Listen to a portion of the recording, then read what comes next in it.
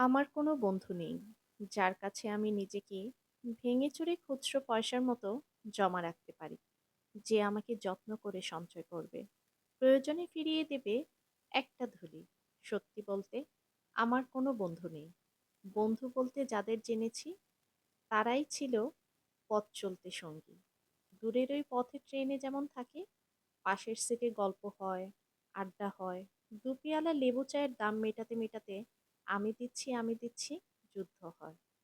Tissue paper বাড়িয়ে দেয়া, ঠুকরো ফুঁকে এই যে নিন ফোন নাম্বার, এদিকটাতে আবার এলে ফোন করবেন বলা শেষে অচেনা স্টেশনে উধাও হয়ে যায়। এই যে আমি পথ হাঁটছি, রোজ ঘাটছি, বুকের ভিতর কষ্ট কেঁদে, এই যে আমি ক্লান্ত ভীষণ, বুকের ভিতর জমছে কেবল দুঃখের ন্যাপ।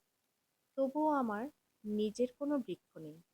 প্রবল রোদে দিনের শেষে যার ছায়াতে জিরব, ভেবে ফিরে আসার ইচ্ছে হয়, তেমন একটা ছায়ার মতো, আগলে রাখার মায়ের মতন আমার কোনো বন্ধু নেই। সত্যি বলতে আমার কোনো বন্ধু নেই। এই যে আপনাকে বলছি, ভিডিও দেখছেন, ফলো করছেন না কেন?